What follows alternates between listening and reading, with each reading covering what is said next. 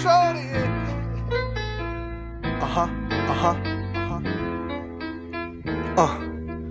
Listen. Bright lights, plenty women, bottle out the bottle, so you know the boy spending. I'm chillin'. He trying to look, he ain't saying nothing. He trying to catch the whole conversation. They don't even Wrong. know. Wrong. Alright, our first guest is in the building, comedian Big Keef. What's going on? How you feeling, man? I'm good. Welcome to the show. So, Big Keef was a little lost to come to the show. He thought I was trying to set him up like on paying full. Missing back there. The meat market area. Dude. Chop on body. Hey, one dude back here, the one politician, when he back here, when they found his truck and he jumped off he jumped in the water somewhere. It wasn't too Last far night from was him. Scott. Yeah. This look like when Jimmy Hoffa came up missing. So tell how long you been doing comedy, bro? Oh man, I've been doing comedy professionally for about 5 years now. How'd you get your start? Oh man, I've been like this my whole life. My comedy is a self-revelation kind of comedy. You know what I'm saying? You gotta be true to yourself to really feel my comedy. And I've been this way my whole life, but it just got to the point to where I was doing me for free too much. Like people were saying, dude, you too funny to just be funny. You gotta find a way to do this professionally. And one of my best buddies in the game, Kendall Ferguson, he was the best friend of one of my grandmother's, people that I grew up on my grandmother's block.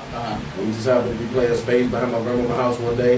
That's a white people sport. Man, look, this should be Olympic sports. They should have it in the Olympics. They have. They got badminton now. Right. They got Table tennis, which is big on. Right. Anyway, my man was like, look, one of my comedian buddies finna come over here right now. Why don't you see how you can get started? We played spades, I was cracking jokes, dudes like, you think you funny, go down to Jokes and Notes. 27 King Drive. I went down there one stormy Wednesday. Just a stormy. All stories start out with stormy Wednesday. Dark and stormy night. Jokes and Notes, 27 King Drive. And I got up, they put me up, and I had an epiphany moment, it's been there all last ever since. Right. For those out there, if y'all go to Jokes and Notes on Wednesday, if you're dating a girl that you really don't care about too much, as a cheap date, it's $5 on Wednesday, 2 drink minimum. Jokes and Notes is placed on day on Wednesday. That two drink minimum. Right. When they don't have an issue. That's so funny. I gotta get 2 drinks. Well, hopefully she get an expensive drink and the damn day won't be so cheap. Why she gotta get the most expensive Because drink? you just put it out there somebody you don't like. Right, that's what I was about to say. If you take somebody you don't like, you take them to manage. That's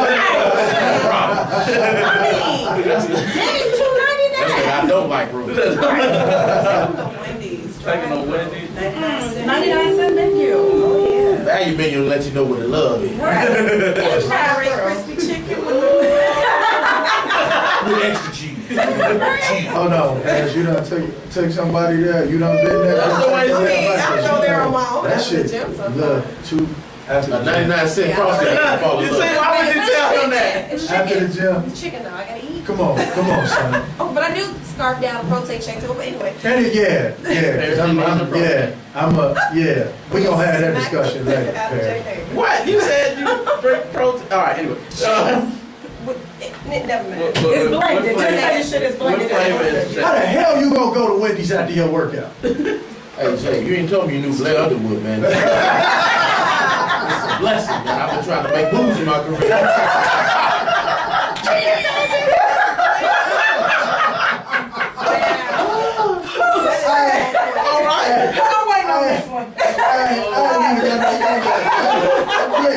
Oh, shit. He got the diamond bracelet on, hand suit on. Oh my God. And got on these smooth ass glasses. Man, no. Well, I first. Pretty ass out of here. I first do stand up at something nutty and you like killed it or whatever. Some was good, some was like really terrible. But when you got on stage, I'm like, man, this nigga funny as hell. And you know what the thing about it is, you never know who's watching. Right. You feel me? Like true. when you do production like what you do, Yeah. you never know who's watching you and what they looking to see when they watching and what they take from what they saw. Right. So you always got to put it all out there. Right. I always try my best to put it all out there. Like a lot of comedians you hear them about being dark comedians, Yeah. and they dark in their real life. My comedy comes from love. You know what I'm saying? I may have my dark moments, but I'm all about love. My mother raised me to be all about love. You feel me? No, that's what's So up. that's what it comes from. You know what Wow. I mean? You said about love, but how you deal with a heckler that's fucking with you on stage? You gotta take see, the thing about it is certain styles lead to heckling. Right. Like if you got a calm and cool style and it takes a while for your jokes to hit people, then of course people are gonna get disinterested. But me, Right. you see me, I hit them right off the top. I don't give you a chance to get disinterested in what I'm doing. Like if it's going really good, Yeah. you're gonna be encompassed. That's one of the big words. You gotta look that one up. Joe has got to I don't know what it means, but I know how to say it. I'm trying to, you know what I'm saying, keep people involved in what I'm doing. So, you know what I'm saying, I've had hecklers, hecklers, and the thing about it is you gotta be careful, because number one black taboo rule in comedy is never crack on somebody in the audience that's funnier than you. Wow. Ever. But it's like when they don't find out until it's too late. Like, Right. damn, this Too nigga late. is funny. Right, because the people around them is laughing and in silence when you say some shit. Right. What's your favorite city to do comedy in? Oh man, Chicago, Illinois. Chicago, Illinois. You know, it's hard to entertain people who see the funniest people all the time. So when you get in those rooms, I mean talking about hard rooms, like Uncle Willie's that room, the Red Carmel, Club Carmel, and Harvey, boy, they'll throw chicken bones at you. Chicken bone. Yes, they will dispense their meal leftovers at you on stage. And that was one of the first times I got a nod from a whole bunch of guys, like, okay, you is kind of funny, young dude. My first time I went up there, I think they put me up there to bomb, but I didn't. And it was just, you know what I'm saying, I love Chicago rooms because you cut your teeth. Right. Like, either you're going to get your teeth kicked in because they're not laughing and you get booed off, Right. or you find out what's really funny about what you're doing and not. So I love Chicago rooms because everywhere else I go, they love it. You know what I'm saying? They love it, but that comes from banging out jokes in Chicago and working out stuff here. They gonna let you know here. Oh, yeah. They gonna let you know here. So, I got a question for you. Who got that loud? Okay, this It's not a question you can answer. Jay. Like Jay radio show. You got that loud? You can't really answer that. Call star 67. Nobody. I know who it is. Like, all right. So, who is your favorite top 5 comics all the time? Top 5 all the time. That's a real deep question, dude. Because you got so many cats that made it superstardom, and so many cats that's just bottom level funny that, you know what I'm saying, they've been in the game for 20, 30 years. Right. So you got my all-time favorite, Robin Harris, Yeah. Bernie Mac, Richard Pryor, George Carlin. That's Yeah. my favorite. Yeah. George Carlin, and one more, I would say the most inspirational guy was Cat Williams or Kevin Hart. Them two, because you talk about Cat Williams was in the game 20 years before he started, you know what I'm saying, really breaking. Before his teeth fell out and he got Man, that's what I'm saying. All right. So it's a progression thing. And Kevin Hart, he jumped over so many cats that's been in the game grinding, doing shows. So it's like, I really do have a chance if I stay down. I have a chance that the world can actually see. You know what I'm saying? Look, real quick, shout out to Paris Bueller with Band Camp. He said he listening now, and He got that loud. He got that loud. He got that loud. Paris Bueller, he got that loud. He probably incriminated himself. 25. That's all. Wow, that is hilarious. So overall, you've been in the game professionally for 5 years. Yes. What are some of your goals for your career? My main goal is to mostly, it's a general, it sounds kind of corny, but I want to be one of the most memorable performers. Everybody said they want money and stardom and it would be the best and the greatest. I want to be one of those performers that you take home with you and you tell the people at your job and your church and, you know what I'm saying, quote my jokes, and then my joke is y'all inside joke when you go around the place. That's what I want to be. I want to make the difference in people's lives and bring that laughter and love into their lives and give you something other than just a good show you can come to and laugh and go back to your stress. You can be, man, I need some of that loud. I want you to say stupid stuff in your everyday life because that's how I came up. That's what brought me to see that life can be fun. Life can be silly. You know what I'm saying? What other opportunities has being in comedy presented to you? Like I said, making people happy. Because the question was raised, is telling jokes, making people laugh better than sex? And I say yes. Only because with sex, you can only please one person with one main organ at a time. But with that microphone, you can send that one piece of joy to thousands. Just like this radio show. You know what I'm saying? It's going over the thousands. Now, I'm not saying I get sweaty on a whole bunch of people at the time. But I can leave them people feeling just as good. You know what I'm saying?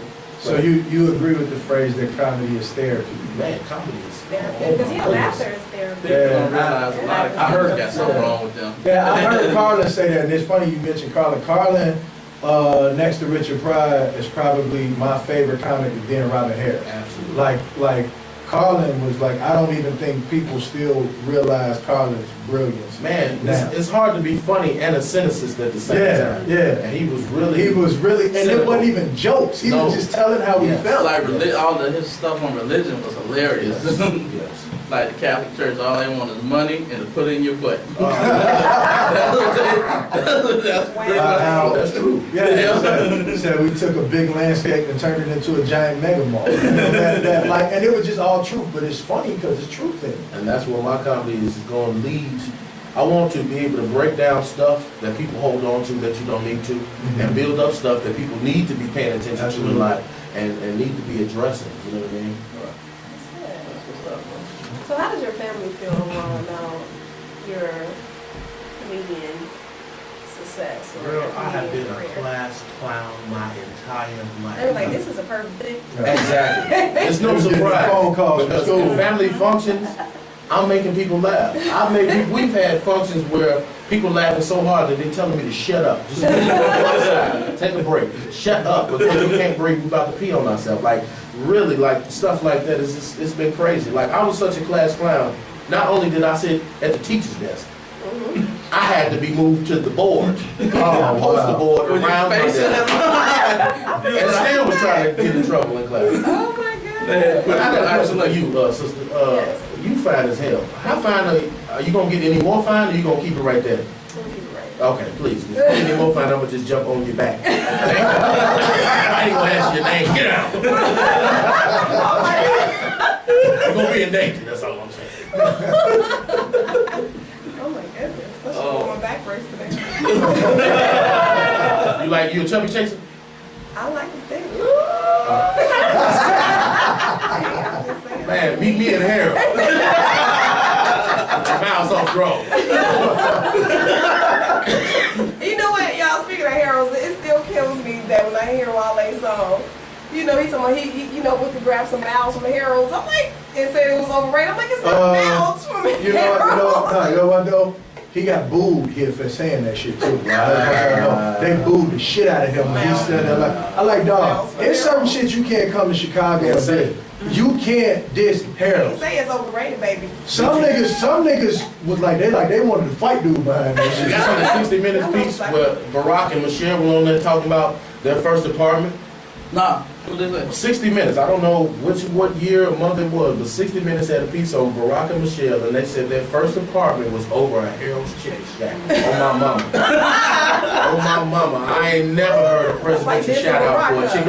Right. Hey, That's what's up. Wale from DC too, you disrespect. look, that Harold's right there, that on Milwaukee, I don't know if it's still open. I swear to God, I've never seen a black person in that Harold. Like, oh, we're gonna go to Harold's for lunch. You know, like after work, like they go to Harold's. Like the Walmart on North Avenue, my Uncle Remus, packing white for Man. See, Chicago, we got the best ghetto food in the world. We got the best, most variety filled. I mean, we got the best chicken, gizzard, lizard, buzzard, giraffe, dolphin, manatee, sea. I had some fried platypus wings. I didn't know they cooked platypus. And other than mouse off, we got the best thing in the world in Chicago. You can not only get your food in Chicago fried, you can get it fried hard. Right. You gotta say it like that. Fried hard. You gotta say it like you gotta snarl with it. Fried hard. Extra lemon pepper. Man. We talked about the good things in comedy, Okay. but it ain't always good. No. Tell us about the first time you bombed and like how many people you wanted to murder that night. You know what the funniest thing is? Knock on wood. I haven't bombed. You never bombed? I've had sets where people did not laugh. Okay. And I've had sets where I consider it bombing because I didn't get the level of laughter that I like or used to. But I've never been booed off stage. Yeah, that's what I consider bomb. When niggas like, you leave, No. get off the stage. That's bomb. No. Yeah, that's fine. I've never been booed off stage. I have. It was a room. My boy Ballhead, shouts out to Ballhead for putting Young Comics on. He was. He had the rule was to don't boo, don't yell, just stare at people like this. Oh. So That's even worse, I think that's worse. That's worse. that is bombing. So in that sense, I bombed, but I've never been booed. But it was just like I had to look at myself. I'm such an introspective person. That's another big word. Oh, my vernacular is spectacular. Anyway, I look inward so much that I don't look to the crowd to wonder why they're dry. I know it's me. I figured it out, and that's where one of my main characters came from. Just in the mirror at home, like, what can I do? I need a face. I need something to make these people not bomb or not look at me like I was crazy. So I came up with my Reverend Didn't He Do It character that I'm kind of known for. Because old school preachers, they come at you with a look. They don't let you not participate in the service. They're going to make you feel like you're guilty for the sin that you committed this week. And when old school black preachers come out, they come out looking at you like that. Wow. And that look actually started me trying to be funnier and funnier and funnier. And from that point on, at Molly Malone's, right down on Madison, I used to bomb and get stared at, and I used to come harder. That's what I consider getting your teeth kicked in. When your teeth get kicked out and they grow back in, they grow back in strong and you ready to bite harder. And that's what I think, you know what I'm saying, bombing has done for me. I think everybody could take something away from what you just said, because it's easy to do this shit, it's hard to do that. Like when you point the finger at you, it's easy to blame everybody else. The goddamn mic wasn't working right. Right. Nah, it don't. There's no excuse or reason why you shouldn't be funny. People don't come to see Keith Jackson and my problems and my, you know what I'm saying, child disfiguration and all this. So I ain't had Disfiguration. See, that's where the big words come in. Dysfunctional baby mama drama and all this stuff that I go through. They don't come to see that. They come to see this comedian that's up here to make me funny. And that expectation leads to nerves, and you gotta be ready. You know? You got to be ready. But there's other stuff about the game that's negative, like the politics of the game. Joke stealing. But see, that's a funny subject too, because there's been so many sides to this. You know what I'm saying? Because you'll come up with a new idea, thinking it's a new idea, but you forget that in 1990 and 1987, when BET was really cracking in 1992, 94, 95, we heard all this stuff and it's in your brain somewhere. Yeah. But when you see something, you're like, oh man, I can talk about that. Not knowing that 12 years back, it's been discussed already. Bernie Mac said it perfect. There's no new topics in comedy. Bernie Mac said there's nothing new that we talk about in comedy. Everything we discuss has been discussed before. So you just got to make it your own. Right. When you But do that, it is the ones that be blatantly verbatim some people's shit. Talk about jokes about their kids and they don't even have a family. crowds are joke gluttons. They're laugh gluttons. When they want to hear something funny, it don't matter who said it before. As long as you saying it funny now. The comedian community, the producers and promoters and people who hear thousands of jokes all the time, that's who's going to recognize, and that's who you get blackballed by. You won't get blackballed by the crowd. Right. You'll get blackballed by comedians and promoters like, no, we're not going to put him on because he just told what's the name joke. So you got to be careful. Like I said, you never know who's watching, who's listening. So all you joke thieves out there that's intentionally stealing people's jokes, you'll get caught up eventually. Carlos Mencia got caught up. Man. You know what? It's so bad with him. Have you seen that documentary on I am Showtime? coming. It was one of them. I am coming. That nigga went and said, yes, I'm a joke thief. If I see you in the club doing a joke and I like it, I'm still your shit. And that's so true. Yeah, he got choked out for that shit too. George Lopez choked him out. On stage. Yeah. I didn't even know like George Lopez was that type of dude. And when it gets so serious. If you ever at a comedy I didn't show know he was that kind of and you guy. see two cats arguing, it's because we all suffer in this game. Corey Holcomb said it best. You're never gonna see no success until you suffer. Absolutely. And we suffer in this game because we don't have a regular time job. Okay, yeah, we get paid by the second, so that's the best paying job out here. Indeed. But these shows sometimes don't pay enough for what we need to do. So you out here struggling, hungry, creating these jokes, sitting here bombing, sitting here going through rough nights and good nights to get your set to where it's tight. And you can go anywhere in the world and tell your jokes and be hilarious. And then you hear somebody telling your joke. You gonna get mad. No, fuck Hey, that. Somebody asked. This was because of Females get mad when another woman wear they dressed in clubs. You already know. Right, This right. it was one comic I heard. She you know they do Russell Peters. Yeah, I know It was Russell. like this one comic, her name Gina Yashara or whatever. She told Gina the joke- Yashara, I know y'all did show. Russell Peters stole her joke. And then it was so bad, he got more notoriety that people start thinking she stole his jokes. That's when it like, They said, whoever get on TV with it first. yeah. That's what Bernie Mac said. And that's what the biggest drawback is. Like being in Chicago a lot. Like me, I haven't traveled as much as other comics, as much as I should be. So when these other comics that leave Chicago, I'm not gonna say their name. When they take jokes from Chicago comedians and go on the road with them, then when I go on the road, oh, he doing what's his name? It's like, what? No. What's his name joke? No, that's my joke. But it's been taken to other places before I could take it there, and that's where it comes in. You know what I'm saying?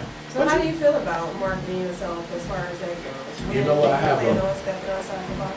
I had a 2 o'clock appointment with the marketing specialist today to talk about how I need to be doing more and being more creative in different areas.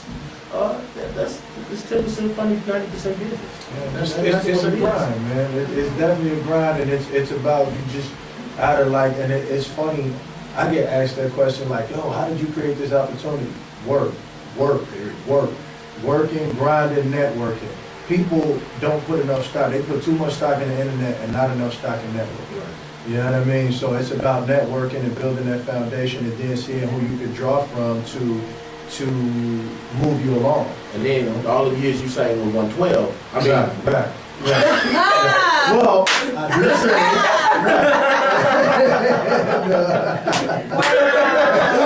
like, which one is that? Q or Slim? Which one is that? That is hilarious. Slim and light skin. No, wait, which one was the Dark skin. But there was Heavy another voice. one too. I don't know his name. No, Wait, but I was signed to a major and I did sing with a group. So, You know, same you know, there's that. But Big Keef, you got any upcoming shows coming in? Oh man, I am booked solid for the month of September, everybody. I got competitions, I got shows, I'm hosting stuff. You got to come check me out. What your best thing for you to do is right now, because my website is under construction, meaning that I ain't got it together. Go to my Facebook page. It's an open page. It's Keef, Big Keef Jackson, Keith. You gotta get I the can name spell my name. spelled right. Keith space Big Keef BIGKEEF like Keef and Beef Keef space Jackson. Keef Big Keef Jackson. Go to Facebook. I post all my shows on my wall. So just go to Facebook, check me out. You can call me. My number is 815-216-6195. And my baby mama answer, hang right up. Don't let Star 69 catch you off. You know, that's me. You know what I'm saying? In a nutshell, I'm fun, laughter, and excitement all the time, man. And I'm serious. And hopefully I'll be in the next Jay Davis production. Is this dude movie, Shots Fired? I know they said they shot it a minute ago, but it is off the chain. It is really funny. It's hard to believe that many people get shot in the front of the scene. I feel like 10 people died in 10 minutes. Where is this blood coming from? Before you get all those extras. I'm gonna kill you all. I'll be forgetting. It was hilarious, man. Thank you. I'm inspired by what this dude was able to do with that camera, man. Then I'm an actor, I'm a thespian, and damn near lesbian. So, I mean, he likes, okay. yeah, I'm damn near lesbian. I was born, I'm a lesbian trapped in a man's body, so you know. I'm not a woman on this side. I just my preferences. That's all. Wait, he a hermaphrodite? No, hermaphrodite. What the hell? Oh, trust me, if I had both of them, I'd be fucking myself. Right. I had both of them, I wouldn't be shit from nobody. Got Keef pregnant again. This is not a child. I've never heard. Wow. Now, that's a real. I've never heard. I think Jay Davis would do that too. I think he would make himself every day. It would not be no Jay Davis show. And I heard y'all here talking about all them VH1 shows, Basketball Wives, Hip Hop Atlanta. See, the thing about it is, I think that's why a lot of tough guys don't like to watch them shows. Because after you watch an episode, you're gonna be hooked. Because drama sells. Yeah. And you're like, man, I don't want to see that shit. I don't want to see that shit. You watch that. Hey, what Evelyn do yesterday? Single ladies too. Single ladies is another one. My boy sits there and watched it on demand. Okay, not the airing. He watches it on demand. Rewinds the part so I can hear it. But it's like after you watch it, you get entrapped. It's like Lifetime movies. Everybody wants a Lifetime movie. Man, everybody, you either get shot, raped, murdered. Yeah. It's the same plot every time. And when it first come on, man, you watch this bullshit. Yeah. An hour later, like, damn, what's about to happen? Wait to see what's going on next. Just like video games, the little phone video games. I did never play Angry Birds. Okay. I don't want to talk about. I never played Angry Birds until one day I was on my way to class, and there was a test that day. Right. You know, I was late for my test and damn near got locked out playing games. Because I could not put that shit down for like 2 hours straight. Wow. That shit was crazy. Go punk ass up out here. You gonna hear it late. Watch, she gonna react to it. There's my brother. Why'd you take it? But man, Big Keef, man, I want to thank you for coming out to the show, man. Come back anytime and, go crazy with us, talk about Paris, titties and stuff, whatever you want to do. Whatever y'all want to do, man. Whatever y'all want to do. When did you shoot? When is the shoot date for this next little young dig? It's probably in 2 weeks. I'm definitely hit your ready. phone. I'm more than ready. I could be an extra. I could take out the garbage. I could do whatever. I can take out the guy. Oh, I saw you in the dark skinned night. You did the preacher face too when you got old girl. I'm like, I wanted something bad to happen to the girl first. That's just my own. I like violence. I'm like, I want Mike Sam to step on the face. The thing about it is, you got to be ready for whatever. Like my career, I'm so open for whatever. I sing, I write music, I don't really compose, but I write songs as far as lyrics. I write poetry, spoken word. I'm a comedian, a comedy joke writer for a couple comedians that I know. Like if I hear them do a joke, I'll be like, man, you should have said this and this and this. And they go do that, and then it becomes a part of their routine. That's why I wrote for them. I'm not getting paid for it, but when I hear them tell that joke, I know that my mind is geared up to do whatever I need to do. I act, I sing, I do whatever. You know what I'm saying? I slap baby mamas on weekends, so if there's anybody out there that need their baby mama slapped mysteriously, just, I got slapped today, call me. Slap the shit out of your baby mama. She can get all the child support payments. I ain't gonna say who he remind me of. I'm thinking to myself. Oh, come on, open up. Do we have any Moesha watchers in here? Okay. At the den, the chicken joker. The guy, I forgot his name, he did the chicken jokes and made certain facial expressions. It's just a darker version of him. Okay, we're gonna take a break on that note. Right. For Paris. Everybody bombs. Everybody bombs. Okay. So we're gonna take. I just bombed. We're gonna take a quick break, and we're gonna come back to more of the Jay Davis show.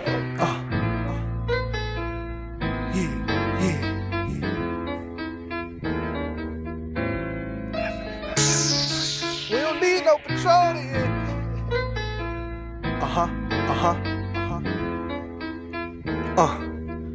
Listen, bright lights, plenty women, bottle out the bottle, so you know the boys spending. I'm chillin'. I hate love songs, but I'm writing one for you. What's up? This your girl Jamisha Trice, and I'm listening to the Jay Davis Show every Saturday from 2 to 4. Jay Davis, you nasty.